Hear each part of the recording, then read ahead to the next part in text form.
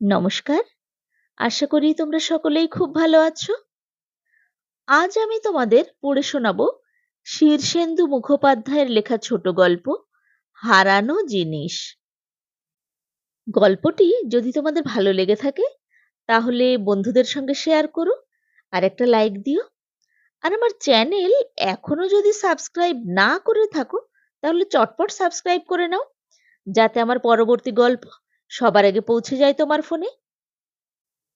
তাহলে তোমরা শুনতে থাকো আজকের গল্প হারানো জিনিস।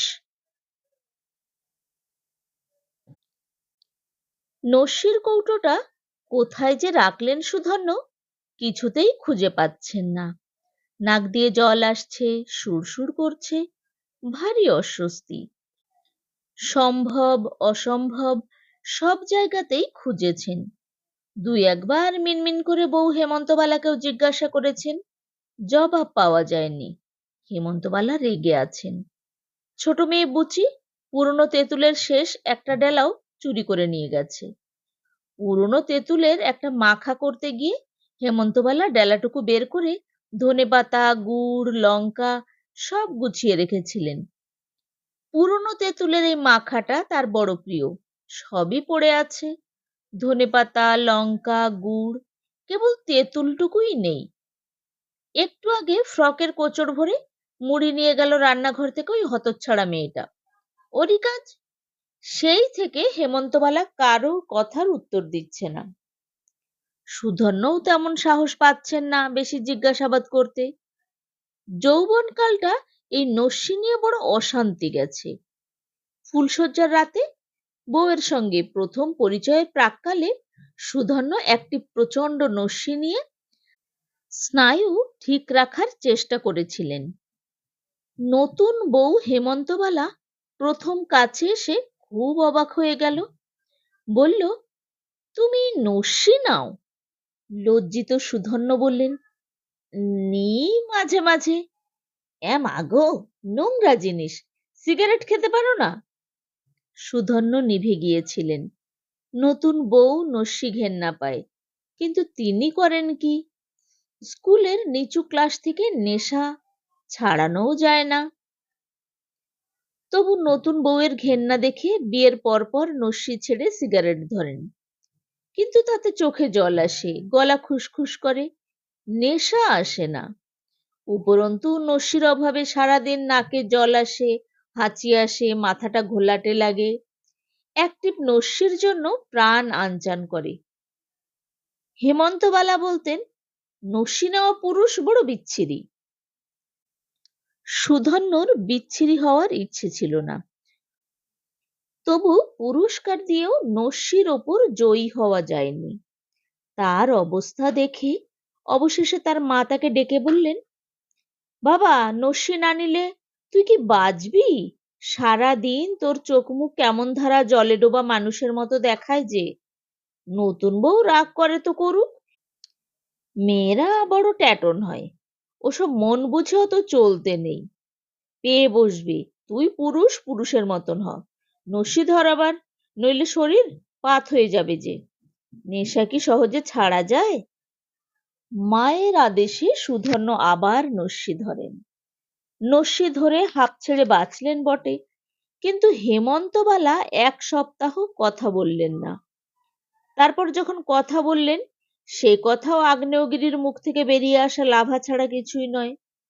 তবু সুধন্য যেমন নস্যি ছাড়তে পারলেন না, তেমনি হেমন্তবালাও স্বামীকে ছাড়তে পারলেন না। তবে নস্যি তাদের বিবাহিত জীবনের একটা স্থায়ী অশান্তির কারণ হয়ে রইল। পরে হেমন্তবালা সুধন্যর নস্যির ন্যাকড়াও কেচে দিয়েছেন। তবু এই বুড়ো বয়সেও সুধন্যকে নস্যির জন্য কথা শুনতে হয়। রাগ হলে হেমন্তবালা এখনো সুধন্যর নস্যির কৌটো বাইরে ছুঁড়ে ফেলে দেন। কতবার নতুন ডিবে কিনতে হয়েছে। আজ সকালেও নস্যি নিয়েছেন বেশ কয়েকবার। আজকাল কিছু বেশি নেন। সম্প্রতি চাকরি থেকে অবসর পেয়েছেন, হাতে কাজ নেই, ফালতু দিন, ফালতু সব সময়। এত ছুটি কাটাবেন কি করে, তাই ভাবতে ভাবতে টিপের পর টিপ নস্যি নিয়ে নেন। হিতাকাঙ্ক্ষীরা বলেন, কপালে নস্যি জমে নাকি মানুষ মারা যায়। সুধন্য ভাবেন, তা হবে। সিগারেট, তামাক পাতায় ক্যান্সার হয়, মদে লিভার সিরোসিস হয়, আফিম খেলেও কিছু না কিছু হয়, নেশা করলে ওসব তো আছেই। নস্যির কৌটোটা খুঁজে না পেয়ে খুবই অস্বস্তি হচ্ছিল। বিছানার তোষক উল্টে দেখলেন, খাটের তলা খুঁজলেন, তাকটাকগুলো সবই খুঁজলেন, কোথাও নেই। একটা জীবন ধরে নিজের একটু বাড়ি করতে পেরেছেন তিনি। মফস্বল শহর বলে জমির দাম বেশি লাগেনি, চুন সুরকির গাঁথুনি দেওয়ায় খরচ কমই হয়েছে। দুখানা মাত্র ঘর, মাঝখানে একটু উঠোন, ওধারে রান্না আর স্নান ইত্যাদির ঘর, কিছুই না। তবু খুব কষ্ট গেছে এইটুকু করতেই। দেওয়াল ওঠে তো ছাদ হয় না, ছাদ হলো তো প্যালেস্তারা বাকি থাকলো, সেটা করলেন তো বারান্দার সিমেন্ট করা বাকি থাকলো। সে একটা লড়াই গেছে। লড়াই যখন শেষ হয়েছে তখন বয়সও শেষ, বাড়ি ভোগ করার বাকি আর অল্প দিনই। তবু একটু তৃপ্তি, শেষ তো হলো। সারা জীবনে নিজের বাড়ি বলে বলার মতন কিছু তো হলো। অন্যমনস্ক ভাবে ডিবেটা খুঁজতে খুঁজতে বাইরের দিকটার ঘরটা এলেন। জোড়া বিছানায় বুচি আর তার দিদি শেফালি সই। দুটোই মেয়ে সুধন্যর। বেশি বয়সে বেশ পরপর দুটো মেয়ে হলো। বিয়ে দেওয়ার সময় পাওয়া যাবে কি? বড় মেয়ে শেফালির 20 বছর বয়স চলছে, বুচির মোটে 12। শেফালির জন্য তোড়জোড় করতে হয়, হাত খালি বলে তেমন উৎসাহ পান না। মেয়ে তেমন সুন্দর নয়, যদিও খুব আদরের। এই ঘরটায় পড়ার টেবিল রয়েছে কেরোসিন কাঠের, সস্তা আলনা, বইয়ের র্যাক, এসোজন বসোজনের জন্য কয়েকখানা টিনের চেয়ার, তাতে শেফালি আর হেমন্তবালার নিজেদের হাতের কাজ করা সব ঢাকনা। দেওয়ালে রবি ঠাকুর আর বালগোপালের ছবি। পড়ার টেবিলের উপর একটা সস্তা ট্রানজিস্টার রেডিও, নেভানো হেরিকেন, ছড়ানো বইপত্র, সবই হাতড়ে দেখেছেন সুধন্য। তবু আর একবার দেখলেন। হেরিকেনের তলায় নস্যির ডিবে থাকার কথা নয়, তবু সন্দেহ থাকে কেন ভেবে সুধন্য হারিকেনের তলাও দেখলেন। নাকটা সুরসুর করছে, জল আসছে। দীর্ঘ 40 বছরেরও বেশি কালের নেশা, নস্যি না হলে পাগল পাগল লাগে। দেওয়ালের পেরেকে একটা লাল ভ্যানিটি ব্যাগ ঝুলছে, শেফালির।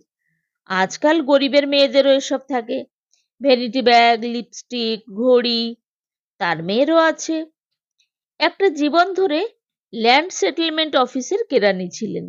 বুড়ো বয়সে রিটায়ারমেন্টের আগে কিছুদিনের জন্য বড়বাবু হয়েছিলেন, কিন্তু নিজেরই পুরনো অফিসের বড়বাবু হওয়ায় পুরনো সহকর্মীরা তেমন মান সম্মান করতো না, মানতও না খুব একটা। তবু বড়বাবু তো হয়েছিলেন। কিন্তু গা থেকে গরিব গরিব গন্ধটা আর গেল না। নস্যির গুঁড়োর মতন লেগেই রইল গায়ে। কিন্তু মেয়ে বউকে কষ্ট দেননি তেমন, যথাসাধ্য অভাব মিটিয়ে গেছেন। যতদিন মা বেঁচে ছিলেন ততদিন মাকেও সুখেই রেখেছেন। ধকল যা কিছু নিজের ওপর দিয়ে গেছে। সেটেলমেন্ট অফিসের লোকেদের কিছু উপরি আয় থাকে, সে তেমন কিছু নয়। সুধন্যরও ছিল। এই বাড়ির গাঁথুনিতে সবই গাঁথা হয়ে গেছে, হাতে তেমন কিছু নেই। ভ্যানিটি ব্যাগের মধ্যে ডিবেটার যাওয়ার কথা নয়, তবু তিনি শেফালির ব্যাগটা পেরেক থেকে নামিয়ে আনলেন, কিন্তু খুলতে পারছিলেন না। এই সময়টায় শেফালি তার কোনো বান্ধবীর বাড়িতে পড়া বুঝতে যায়। পার্ট 2 পরীক্ষা দিচ্ছে এবার। ধারে কাছে কেউ নেই। ব্যাগটার মুখ এমন হাঁসকল দিয়ে লাগানো যে নানা রকমের টিপ আর চাপ দিয়েও অনেকক্ষণ খুলতে পারলেন না। তারপর হঠাৎ করে টান দিতেই সহজে খুলে গেল। ভিতরে বেশি কিছু নেই, কয়েকটি খুচরো পয়সা, লিপস্টিক আর খুদে গোল আয়না, কলেজের মাইনের রসিদ বই, পেন, ভুরু আঁকার পেন্সিল, একজোড়া গগলস। ডিবেটা নেই। কলেজের মাইনের রসিদ বইটার ভেতর থেকে একটা ভাঁজ করা চিঠি বেরিয়ে আছে। আজকাল সময় কাটে না, তাই চিঠিটা দেখে খুশি হলেন সুধন্য। মেয়ে চিঠিপত্র পাচ্ছে তাহলে। দেখতে ভালো নয় মেয়েটা, চিঠি পাওয়াটা সুলক্ষণ। ছেলেটা যদি জাতের হয় তো বরং উৎসাহই দেবেন। চিঠিটা খুলে চশমা এঁটে দেখে একটু হতাশ হলেন। প্রেমপত্র নয়, আবার নয়ও বলা যায় না। অমল নামে একটা ছেলের চিঠি। সে পলাশী ছেড়ে কলকাতায় চলে গেছে। সেখান থেকে পলাশীর জন্য মন কেমন করা চিঠিতে নানা জনের খবর জানতে চেয়েছে। কেষ্টনগর কলেজে একসঙ্গে পড়তো বোধহয় এক সময়। চিঠির শেষে ভালোবাসার বদলে প্রীতি ও শুভেচ্ছা জানিয়েছে। নিরস চিঠি, বানান ভুলও অনেক চোখে পড়ে। বাঙাল ছেলে বোধহয়। বাড়ি বানান বাড়ি লিখেছে। যথাস্থানে চিঠিটা রেখে দিলেন। ডিবেটা পাওয়া গেল না। কোথায় যে নিজেই রাখলেন বা হেমন্তবালা ফেলে দিলেন তা বোঝা যাচ্ছে না। আবার নতুন ডিবে আর নস্যি কিনতে বাজার পর্যন্ত ধাওয়া করা বড় ঝামেলার ব্যাপার। পলাশীতে বাড়ি করাটাই কি ভুল হয়েছে? এই অঞ্চলটা আসল পলাশী নয়, এর নাম মীরাবাজার। আসল পলাশী অনেকটা দূর। সেখানে চিনিকল হয়েছে, আশেপাশে আখের চাষ হয়। সিরাজদৌলার যুদ্ধক্ষেত্র এখন মাঠ জঙ্গল হয়ে পড়ে আছে। সে আমবাগানও নেই, তবু পলাশী নামটা বড় বেশি ইতিহাস প্রসিদ্ধ। কিন্তু স্টেশনের কাছে এই মীরবাজারও সেই আদ্যিকালে পড়ে আছে। কলকাতা 4 ঘন্টার পথ লালগোলা প্যাসেঞ্জারে। কেষ্টনগর না গেলে ভালো জিনিস পাওয়া মুশকিল। কলেজও কেষ্টনগরে। সেখানেই চাকরি করতেন সুধন্য। 30 টাকায় ঘর ভাড়া করে থাকতেন। তারপর বন্ধু সুধীর বাড়ুজ্যের পাল্লায় পড়ে মীরবাজারে বাড়ির জন্য জমি কিনলেন। কোনো মানে হয় না, কতগুলো টাকা বাড়িটায় আটকে রইল। কেউ কেউ পরামর্শ দিয়েছিল আরো কখানা ঘর তুলে ভাড়া দিতে। সেটা করেননি, ভালোই করেছেন, কারণ ভাড়া নেওয়ার লোক জুটতো না। মীরবাজারে কে আর থাকতে আসবে? তাই ভাবেন বাড়িটা করাই ভুল হয়েছিল। 30 টাকা করে বছরে 360 টাকা টেনে গেলেও হাতের পাতের কিছু থাকতো। শেফালির বিয়েটা দিতে পারতেন, বুচিরও একটা গতি হতো। বুচি কোথায় খেলতে গিয়েছিল? সারাদিনই পাড়া বেড়ায়। ঘেমো শরীর নিয়ে হাঁসফাঁস করতে করতে দৌড়ে ঘরে এলো। বিছানার তোষক থেকে একটা ন্যাকড়া পুতুল বার করে নিয়ে চলে যাচ্ছিল। হেমন্তবালা তক্কে ছিলেন। উঠে এসে ডাকলেন, বুচি। বুচি দৌড়। হেমন্তবালার হাতে একটা বেলনা, সেইটে বাগিয়ে নিয়ে তিনিও দৌড়ে বেরোলেন। বুচি! সুধন্য সময় কাটে না। তিনিও দৌড় প্রতিযোগিতা দেখতে বাইরে বেরিয়ে এলেন। খুবই চমৎকার দৌড় হচ্ছে। বুচি হরিণের মতো দৌড়ই বটে, কিন্তু হেমন্তবালাও যে এ বয়সে এত জোরে ছুটতে পারেন তা সুধন্যর জানা ছিল না। সামনেই একটু মাঠ মতন, তারপর রাস্তা। বুচি রাস্তায় উঠে গিয়েও রেহাই পায়নি। হেমন্তবালা শাড়ি সামলে চমৎকার দ্রুতবেগে বুচির 4 হাতের মধ্যে চলে গেছেন। বুচি একবার পিছু ফিরে চেয়ে এত অবাক যে প্রায় ধরা পড়ে গিয়েছিল আর কি। একেবারে এক চুলের জন্য বেঁচে গেল। ও মাগো বলে আবার ঊর্ধ্বশ্বাসে বুচি দৌড়ে নাগালের বাইরে চলে গেল। হেমন্তবালা কদম গাছটার তলায় দাঁড়িয়ে হাঁপাচ্ছেন। কষ্ট হয় সুধন্যর। হেমন্তবালা করুণ সুরে চেঁচিয়ে বলল, বুচি! বুচি দূরে দাঁড়িয়ে হিহি করে হাসে। হেমন্তবালা প্রায় কান্নার মতন স্বরে বলেন, বুচি রে, তোর ধর্ম কি এই বলে? তোর ধর্ম তোকে এই বলে? কি করুণ আবেদন! শুনে সুধন্যরও মায়া হয়। কিন্তু হেমন্তবালার গলার স্বর হঠাৎ বদলে গেল। হাতের বেলনাটা তুলে পুলিশের মতন আস্ফালন করে চিৎকারে পাড়া মাত করে কর্কশ স্বরে বলতে থাকেন, আসিস আজকে, ভাতের পাতে ছাই বেছে দেব। খাবি না বুঝি? খেতে আসবি না? তখন দেখিস। এই বলে হেমন্তবালা ফিরে আসছিলেন। এই সময়টায় মুখোমুখি হওয়া ভালো নয়, অভিজ্ঞতা বলে সুধন্য জানেন। মেয়েদের ওপর রাগ করলে হেমন্তবালা আবার সুধন্যর ওপরেও অকারণে চটে যান। সুধন্য ঘরের পেছন দিকে গা ঢাকা দিয়ে রইলেন একটু। হেমন্তবালা যখন উঠোন পার হয়ে রান্নাঘরে যাচ্ছেন, তখনই সুধন্য দেখলেন চোর একটা বেড়াল দুটো খয়রা মাছ মুখে নিয়ে জবা গাছটার তলায় গিয়ে বসল। সুধন্য বড় ব্যথিত হলেন। সপ্তাহে 3 দিন মাছ হয়, 1 পোয়া খয়রা মাছ কিনতে আজ তাকে 2 টাকা নগদ দিতে হয়েছে। তার দুটো ওই গেল বিড়ালের পেটে। বেড়ালটাকে তেড়ে গেলেন না সুধন্য। গিয়ে লাভ কি? বেড়ালের মুখের মাছ তো আর হেমন্তবালা হেসেলে তুলবে না। খাচ্ছে খাক। হেমন্তবালার চিৎকার শোনা গেল একটু বাদেই।